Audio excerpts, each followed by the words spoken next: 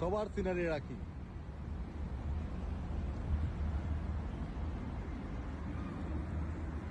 বিমান থেকে তো এগিয়ে দেখা গেছিল না? হ্যাঁ, ইয়ার থেকে যে আমরা এই সিটটাই আপনি বিভিন্ন ইসে দেখেন পয়েন্টগুলিতে।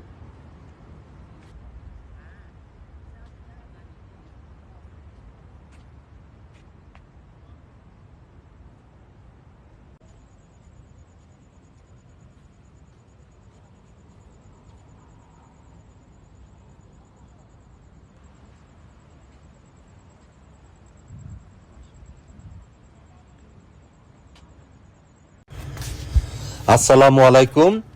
ওনারা 5 জন এসেছিলেন সিঙ্গাপুর 3 রাত্রি 2 দিনের জন্য। তারপরে এখান থেকে ওনারা চলে গিয়েছেন ব্যাংকক, থাইল্যান্ডের উদ্দেশ্যে।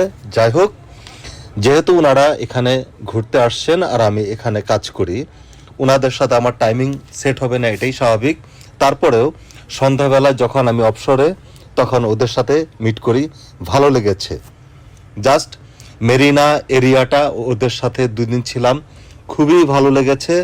এবং অনেক দিন পর, প্রায় কতদিন পর, 18 বছর কিংবা 17 বছর পরে বুলবুলের সাথে দেখা হলো। বিষয়টা অনেক ভালো লাগার মতো ব্যাপার। আলাউদ্দিনও আসছিল কিছুদিন আগে, ওর সাথে দেখা হয়েছে প্রায় এরকম 17-18 বছর পরে। ভালো লাগলো। আসলে দেশ থেকে যারা আসেন এখানে কাজের শেষে ওনাদের সাথে মিট করলে একটু শান্তি পাওয়া যায়। যত যাই হোক, দেশটাকে তো মিস করি।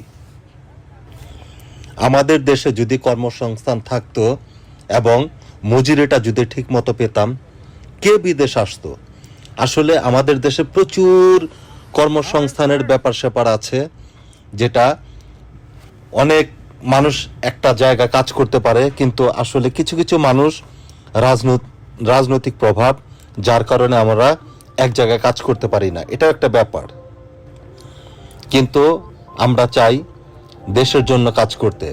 আমরা বিদেশে যে শ্রমটা দেই, আমরা একদিনে 10 ঘন্টা ডিউটি করি কিংবা 14 ঘন্টা ডিউটি করি, যেই পরিমাণ শ্রম দেই, বাংলাদেশে যদি সেম কাজ করতাম, তাহলে আমাদের একদিনের কাজ, সিঙ্গাপুরের একদিনের কাজ বাংলাদেশে হতে পারতো 1 সপ্তাহের কাজ।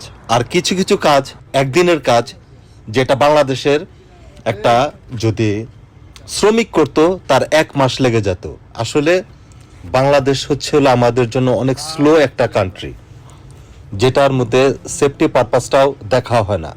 আমরা চাই মানুষের কর্মসংস্থান বৃদ্ধি হোক এবং মানুষ যাতে নিশ্চিন্তে একটা জায়গায় সেফটি নিয়ে কাজ করতে পারে।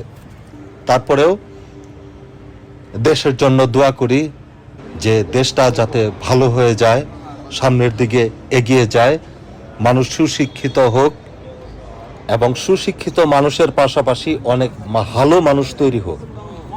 দেশে শিক্ষিত মানুষ আছে, সুশিক্ষিতের অভাব। দেশে অনেক মানুষ আছে, ভালো মানুষের অভাব, যার কারণে আমাদের টাকার অভাব, কর্মসংস্থানের অভাব, সব কিছুর অভাব। কিছু কিছু জিনিস মানুষ আমাদের দেশে মনোপলির মতো বিজনেস করে, যে বিজনেসটা আসলে আমরা ইচ্ছা করলে ওনাদের থামিয়ে দিতে পারি না, কারণ আমাদের অনেক দৈনন্দিন জিনিস ওনাদের থেকে কিনতেই হবে। মনোপলি ব্যবসা যেটাকে বলে।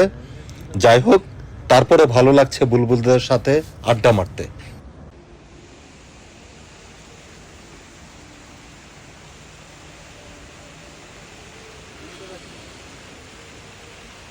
ছোট একটা ছোট একটা সিটি ওরা এমনি সাজাইছে, মনে হয় সুন্দর লাগে এই জায়গাটা।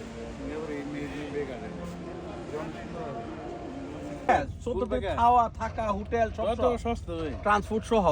এটা 1 লাখ ছিল ভাই। আরে কি 1 লাখ? আসতেছে, কালো আসতেছে, তোর বোঝা যায়। এটা যে মিস্টার তারেক, ওটা যে বুলবুল, এটা যে মঞ্জিল, সব দেখা যায়। আরে পুরো ফর্সা দেখা যায়।